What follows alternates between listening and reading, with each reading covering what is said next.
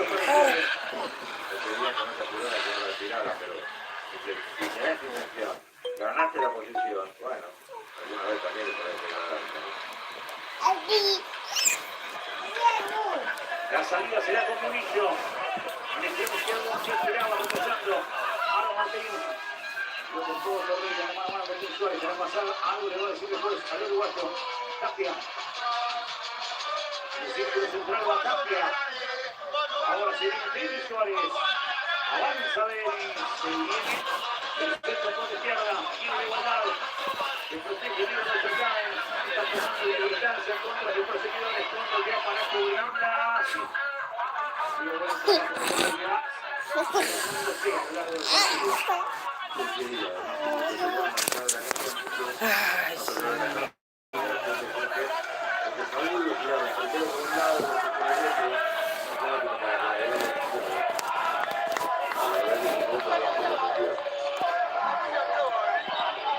En este momento te digo, en el segundo tiempo casi como que es el que corta y se mete entre los dos centrales para hacer esa línea de tres que a veces al Cholo Ya descubriste lo más nuevo del entretenimiento. Pluto TV, la plataforma de streaming gratis. Sí, gratis. Con canales de TV, películas.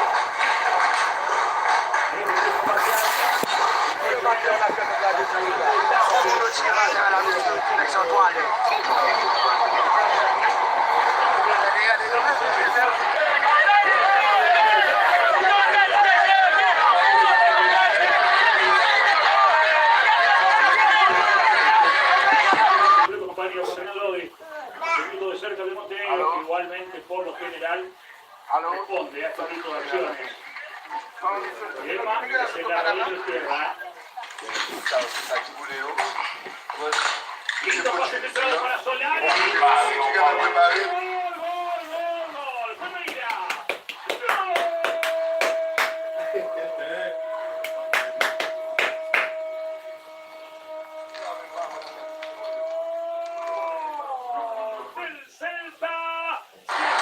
Descarga like y descubre un mundo más divertido. Like. Lo empata Celta ante el líder en el cierre. Atlético de Madrid 2, Celta 2. Mirá la alegría de Chucky para marcar el segundo gol y en el momento en que lo marca, ya terminando el partido.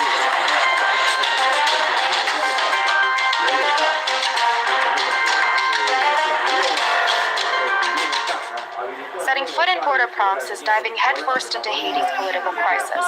The streets barricaded by protesters.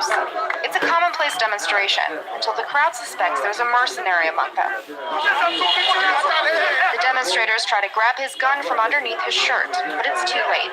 The man used to be a bodyguard for the former interior minister. Police officers intercept him and shoot live ammunition to disperse the crowd. We've nearly witnessed a targeted assassination carried out by someone close to the government.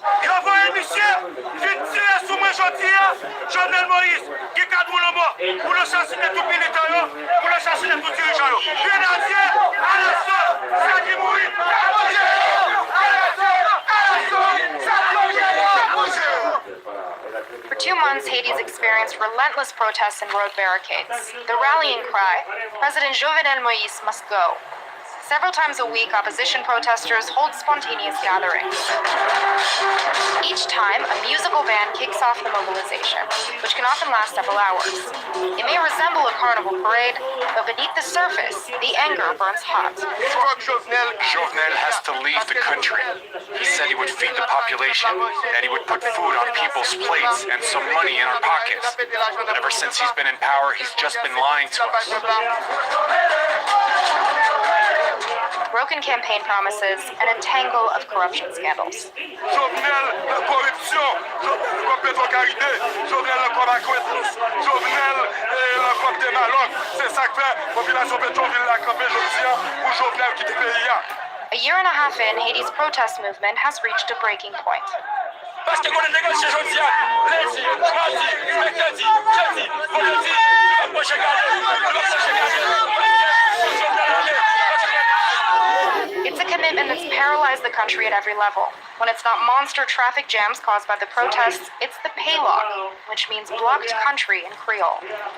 We left the demonstration to see how the movement's impacting the healthcare system. At this time of day, this room is usually full of people.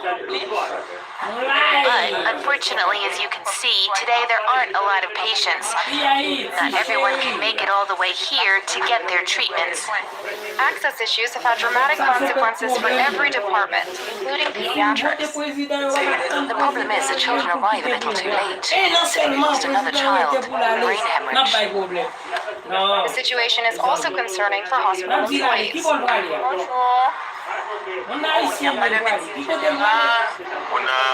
Sometimes children arrive in the middle of the night. The doctor on call needs a specialist, but that specialist can't get here because of the street barricades or because of sporadic shooting at night, so we can't make it on site. Managing inventory is complicated. The hospital director is counting oxygen tanks. Less than a quarter of them are full. If we don't have oxygen, you can imagine a hospital can't function without oxygen. The education system has also stalled. This fall, students never really went back to school. For Marta, going to class has become too risky. Children want to go to school, but demonstrators try to shut the schools down. Kids are getting beat up. If we wear our uniforms, they're trying to rip them. So principals are asking us to come to school in secret, or else demonstrators might burn the school down. Every institution has been targeted. The result, 250 students at this middle school have left. The school's 2 principals are disoriented in these deserted halls.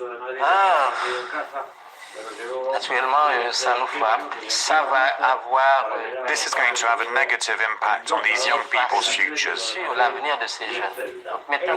need to think of the greater interest. They are the future of our country. Back at the protest, the situation's heating up. Protesters are trying to take over the access road leading to the president's residence, some of them carrying batons.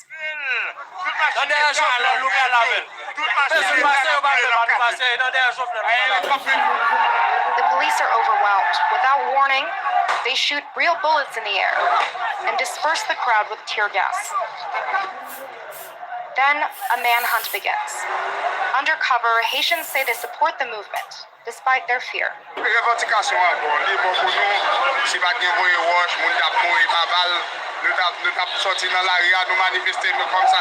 Scenes of panic break out. Some protesters stone those who are trying to keep working.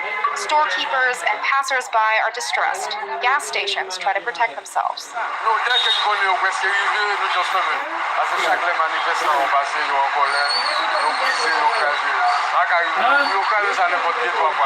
Everywhere, Haitian business is suffering. In a capital city that's practically deserted, we find the most determined protesters. The first injuries happen quickly. Yo va craser, va briser. Tout le monde peut pas caoutchouc, et mes couilles là, c'est le même qui a dépensé. Ça, fuck, il finit. At the end of the day, the violence reaches a climax. It's protesters' projectiles against police officers' lethal weapons.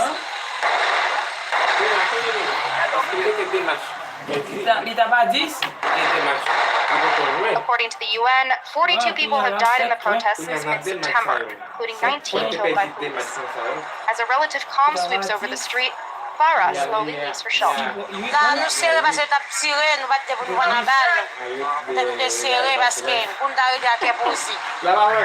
Another day of protests draws to a close. At the gates of the presidential palace, the barricades are still smoking, and Jovenel Moïse is still in the seat of power. 6 points. Oh, 6 points là. Se fez match. Barcelona e Real Madrid. Qual é o problema com ele? 2 natural disasters in 6 years have crippled the nation of Haiti, and tonight we'll investigate how non-governmental organizations, aid groups essentially, mobilized to try and help prepare the country, but only ended up complicating the problem. We have a panel of experts to reflect on what has gone wrong in Haiti and what the future holds. But first, here's my report on the ground in Port-au-Prince.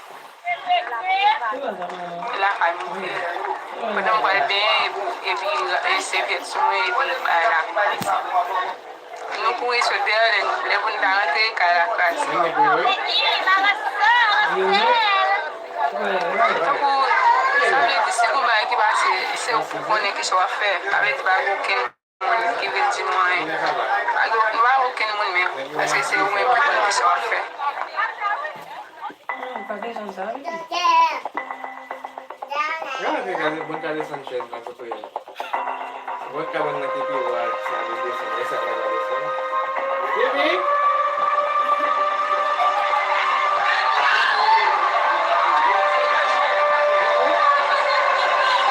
Ini punya yang dulu buat dia tu.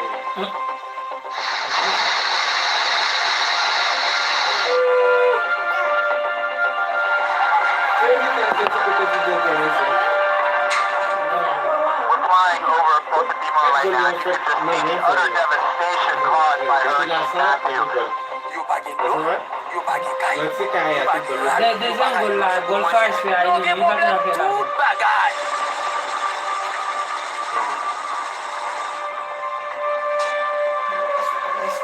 There is evidence that some of that money got to people who needed it. In the immediate aftermath of the earthquake, the Red Cross, I believe, gave $20 or $30 million to a UN agency to buy food that was distributed. But compared to their early stated goals and compared to the amount of money they raised, what we found is that the program really fell short. We're following a bunch of Red Cross vehicles here in Port-au-Prince. We're here to talk to them about some of the projects that they've launched in the wake of the 2010 earthquake. Now, an investigative report that was done by ProPublica and NPR back in 2015 found that after raising nearly $500 million in the wake of the 2010 earthquake in one area in Haiti called Campeche, the American Red Cross said that they had built homes for 130,000 people. In fact, only 6 homes had been built. We still have a lot of questions about how that money's been spent and why they haven't been forthcoming. This is one of the schools and the clinic that we rebuilt. So this is a classroom. Yeah, one of the classrooms. Yeah. This one was finished about a month. A month ago. Chantal, you've been showing us a lot of the projects the American Red Cross has been working on here in Campeche. ProPublica report that was done in conjunction with NPR. They wrote a report that said very few homes, in fact, have been built. What's your reaction to that? So first of all, the 6 homes was part of a grant that we gave one small organization. We funded over 120 projects in Port-au-Prince and outside of Port-au-Prince. 22,000 families were given rental subsidies, training to build safer houses. So all in all, those 6 houses, and one has to look at this, and $500 million to build 6 houses doesn't make a lot of sense. Right, which is why it's interesting because the American Red Cross said it spent $70 million on program expenses, which included funds to oversee and evaluate its Haiti program. But in the report from Senator Grassley, it says that the American Red Cross is unable to provide any financial evidence that oversight activities occurred. Well, What's your reaction to that? I would invite Senator Grassley to come and visit us, and I would be happy to show him what we've been doing, just to see the quality of the work that is being done here. Obviously, this just won't come up just like that, right? Putting in place a project like this, you hire very high expertise. It's part of implementing a major program, making sure that there is quality, there is accountability, that there is a monitoring of everything that is being done to be able to do the kind of infrastructures we do. You need people like me here to be able to manage it.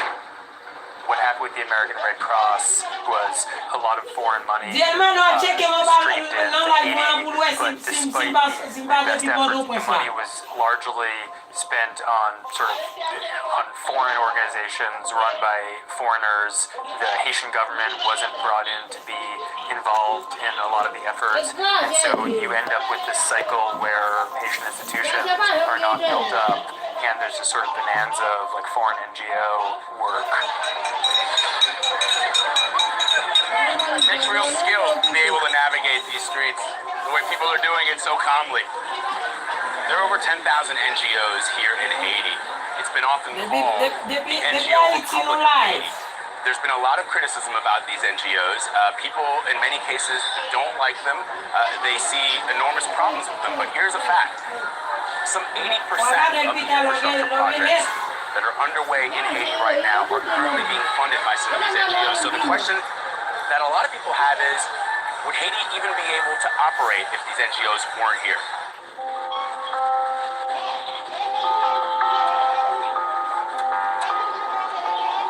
We're headed to an area called Canaan, after the biblical Canaan, the promised land where Moses led his people. And what's amazing about this area is that before the earthquake, no one was living here. This area was uninhabited. And yet, since the earthquake, thousands of people have moved here. They've built homes, they've built schools. They've tried to carve out a life for themselves in this very, very harsh terrain. And we're hoping to see what Haitian people can do when left to their own devices.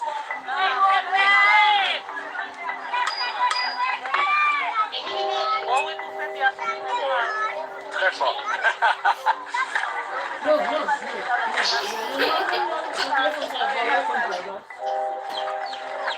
We're on our way to meet a young mother. Her name is Mireille. She's got 2 kids, and she's agreed to show us her home. Bonjour.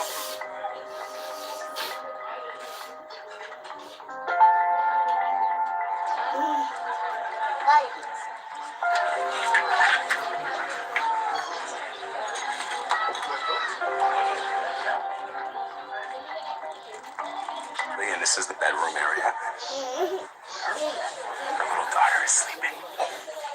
The room is not that large, but it's relatively speaking for where we are. It's pretty spacious, pretty comfortable. So the way she's able to make money is she sells hooch. That's her business. She sells liquor and cigarettes. Est-ce que vous songez pendant après le tremblement de terre, là, plein de monde bonne comme en Haïti, pour les Haïtiens? Oui. Mais nous d'abord on manger oui. Pour 2-3 jours, après ça va Est-ce que vous faites ça tout seul sans aide avec le gouvernement ou pas le gouvernement ici, ou pas NGO? Aucun. Avec des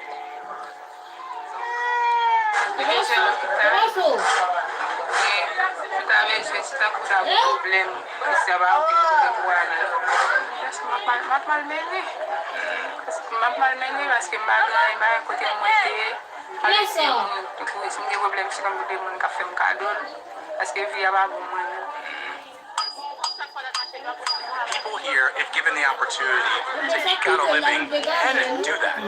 But they need more than what they have here to be able to make this into a full-fledged community. Sappi quella pulvinata? Disfruta la situación refrescante de agua mineral Cachantol. Oh, tipo. Beijo, beijo.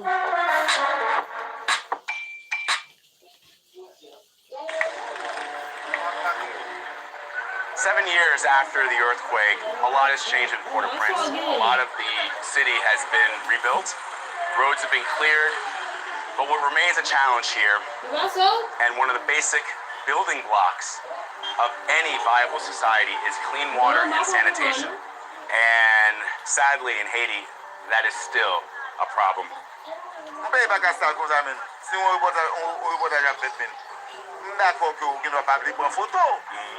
As we're talking about this problem, there was one man, he felt that we were shooting an image of Haiti that is perpetuated around the world, which is that Haiti is a gross and disgusting place, and he's tired of news cameras coming here and only showing the horrible side of this island and not the beautiful side of his country.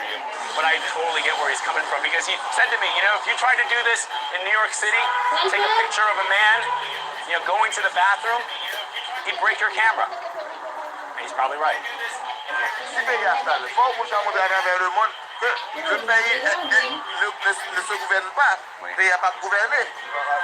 Haiti has had a bad couple of years. The earthquake in 2010, the cholera outbreak, and now recently we've had a devastating hurricane.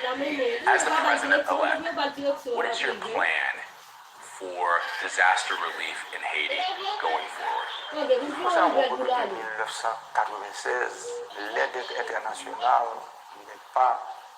n'est pas transitée par le gouvernement haïtien. Ça fait 20 ans que l'aide est transitée par les ONG. Je pense que ça a été une erreur. On peut dire presque 30 à 40% du pays, l'État n'est pas présent. Moi, je travaille sur le fois There are a lot of Haitians who say, look, a lot of these projects can be implemented under Haitian leadership. That we don't necessarily need to have people that come from outside of Haiti to lead efforts like this. They can be done internally. Absolutely. The role of the international community that works in development has to be to work themselves out of a job. That has to happen. But it hasn't in Haiti. Why? Haiti, I think there are a number of reasons for that, of course, and you know, I can't speak to all of those things, but I can only share with you how I think we can move towards a stronger country, and that's what we all hope for. So the American Red Cross and the Red Cross movement as a whole, and many other international organizations, focus on strengthening local organizations. I've seen good intentions among the NGOs, because I cannot even imagine that they would come here with just a desire to create like a big mess, but they don't have like the way that it should go.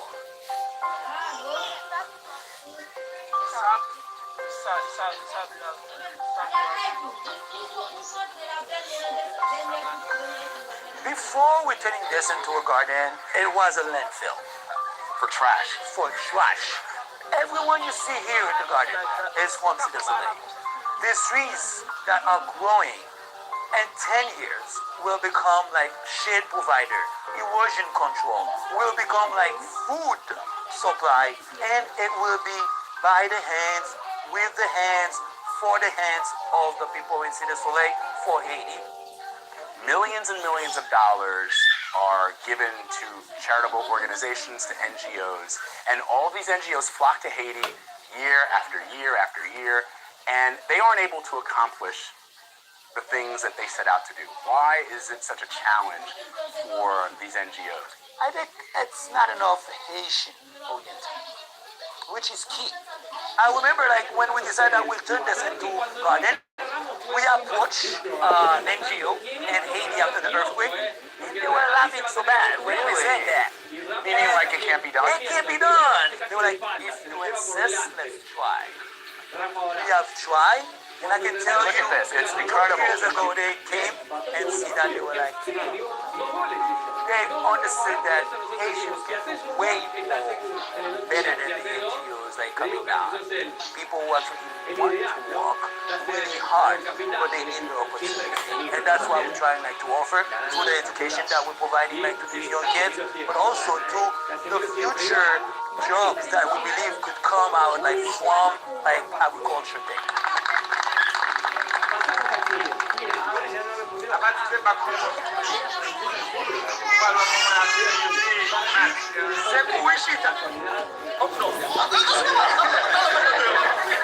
right, so what we're witnessing here with our old friend Daniel, there's a little pantomime going on, a little skit, is explaining to everyone here at this opening of this waste treatment plant how you actually go about taking the waste from the toilet bowl and bringing it here to this waste treatment center.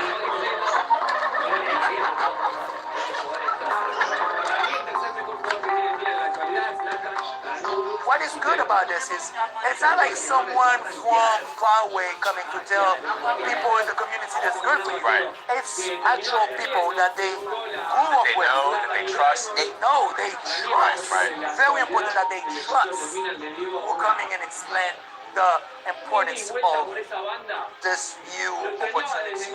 And Roshto and Gaspar have been both like a blessing for our community because we believe that for the trust to grow, for the respect for the Haitian people like to keep going, it has to be through people like that. We want to send a powerful message, which is we can do it. When you talk about like threat to opportunity, it's right here.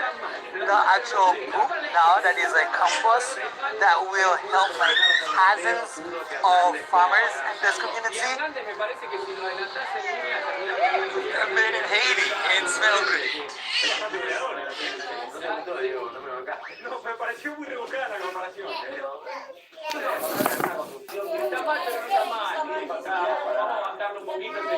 I will be